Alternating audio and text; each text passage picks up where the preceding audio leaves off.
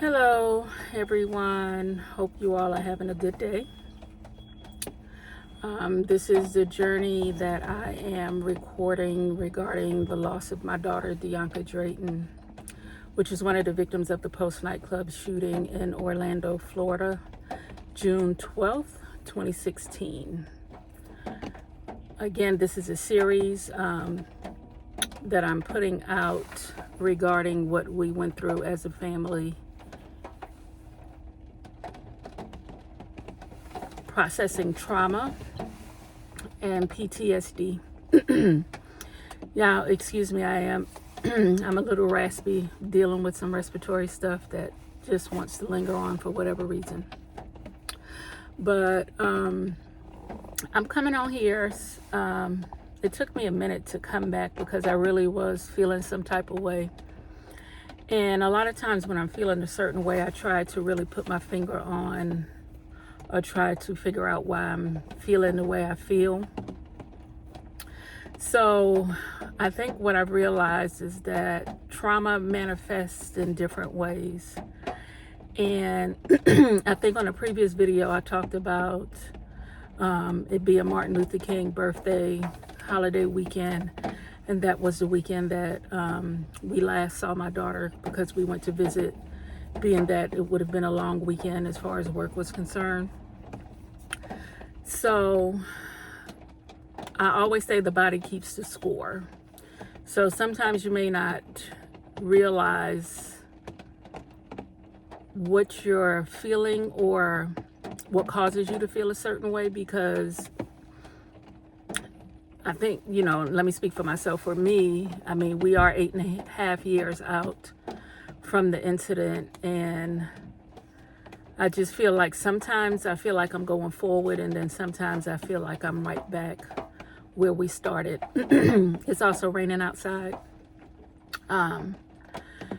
So I just have to realize that I always question myself, like, why am I still in this same place? But what I think I have to realize is that you lost a child. And you will never, ever be the same. So I know I also tried to figure out, because my anxiety was building up and it just really felt high. I was at work. I do work from home. I'm a nurse. I work from home. So I was just at the desk and, really couldn't stop the tears from coming down. And I was like, why am I going through this? But I realized again that, trauma manifests in different ways. And also I realized that, I don't go out of the house a lot. I do go to things that I have to go to, but as far as like going to stores and stuff like that, I don't really do that because I'm not that comfortable. And really, I just don't feel like it. So I went to Whole Foods on my lunch this particular day, and I had to return a product to Amazon, and I didn't have my glasses. And I looked around and I was looking for my daughter, but she walked off from me. So I was there at the counter and I was trying to figure out how am I going to see in order to return this product. So, of course, I'm on my phone scrolling, trying to see everything. And the lady at the counter was really very patient. There was nobody in line behind me, so there was nobody waiting on service. But I still felt inadequate. Like, I just felt like I couldn't finish the task that was at hand. And I think that made me feel a certain type of way. Because normally before this incident, I was really quick at things, really didn't need any help with anything. But it just made me feel, I kind of felt like I was handicapped, like being that I was left alone, trying to figure things out. I didn't want anybody to think that I didn't know what I was doing, which I really couldn't see. So I really didn't know what I was doing. But I did get through that process, and I think that's where it started. And then we went to the self-checkout line, which is something I don't ever do. So my daughter went to the self-checkout line. She's checking out products, and the guy that was over that particular area was almost like leaning over my daughter's shoulder, looking at what she was ringing up. Must be trying to see if we were ringing up things the right way. And I'm standing there like, it's 6 of these self-checkout registers, and why are you hounding over us? But anyway, I think that kind of irritated me as well. I told him a couple of products didn't ring up properly, so he said he had to go in manually and fix that, but he really didn't fix it the way it should have. So I think those were the things that really hyped up my anxiety. And that kind of bothered me for a while. And I haven't been out to the store since then, but I am out now going to therapy. But that's something totally different. I don't really have to interact with people to that degree where I'm trying to get something done. So I just want everybody to know who may be going through the grieving process, or who might have PTSD, that you just don't know how it's going to show up. And I think the best thing to do is to realize that you did suffer a traumatic event, and that your body is still processing that. And even though the years go by, I think for us, being that this was at that particular time, it was the largest mass shooting in the U.S., and it's something that's celebrated every year, that it's almost like you are always pulled back into that same day, if that makes any sense. I know we have a choice whether we go back and forth to the anniversaries, but it's something that we will do, like I said in previous videos, because if we can't be our daughter's voice, then they will just get whoever they can, because all media wants is a story. So I think we have to be her voice. So I just feel like I'm jumping all over the place. But again, this is something I told you, these are videos that will not be edited. This is what trauma looks like. May not look the same for everybody, but it's definitely my process. And I just want those who are going through a process like this to know that you're not alone. And I think community makes a big difference when you're trying to process trauma. That you have a supportive system in place, and depending on what that looks like for you or what your situation is,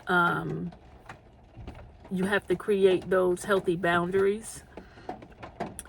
And if that means shutting things out or people out that makes you very uncomfortable or cannot really support you in what you're going through, then I think the safe space for you is to let those things go.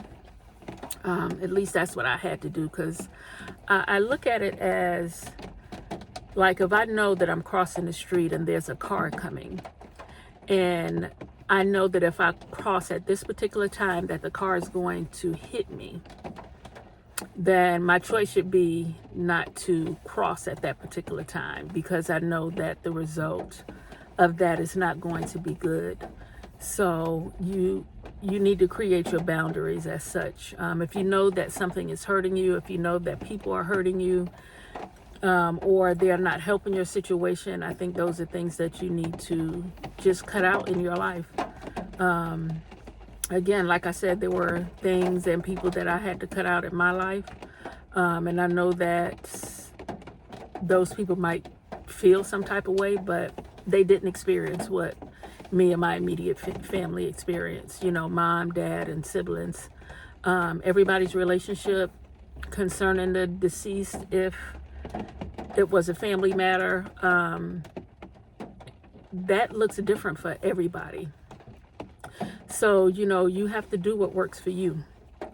And what I've also decided was that I can't let people take up or have free rent space in my brain, in my mind, because that can lead to an agitated depression. So if you find yourself getting agitated, you know, you have to figure out what those triggers are. And, you know, all things, you can't avoid all things, but whatever you can definitely put your hand on, or, you know, what is a full-blown trigger, you know, try to avoid those things. I know for me, I can't always put my hand on the trigger. I know riding here, I saw a Ford Mustang convertible, which is the same car that my daughter has that's now currently sitting in my garage. I know that that was a trigger for me. Me doing the type of work that I do, when I see dates of birth of people, if I see my daughter's date of birth or her birthday, that is a trigger for me.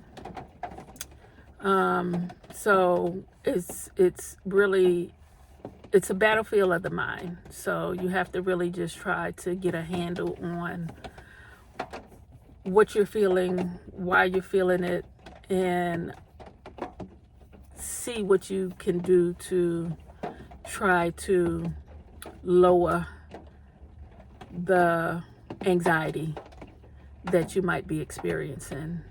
And that's easier said than done, because even as I'm talking right now, my anxiety, I would say, is probably at a 5. And this would stem from last week. I mean, I'm still processing that in my body. So I did want to come on here, like I said, and just, you know, give an update. I said I will be posting videos of Orlando and, you know, what it looks like to go to an anniversary, and just the support that we have when we're there. Because it did happen in Orlando, my daughter did live in Orlando at the time, I think they can feel closer to what you felt with the loss, because it happened there. I will say that when we go there, that community definitely, you can feel the love. And like I said, because it is a part of Orlando.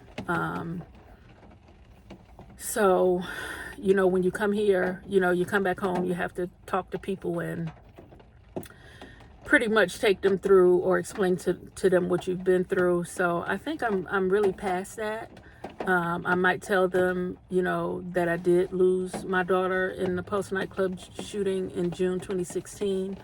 But anything further than that, I think is really a waste of my time, because you really can't make people feel what you feel, but you can tell them what happened. I think you can only feel what the immediate family feel, or anybody else that has been associated with this tragedy, if you've been a part of it.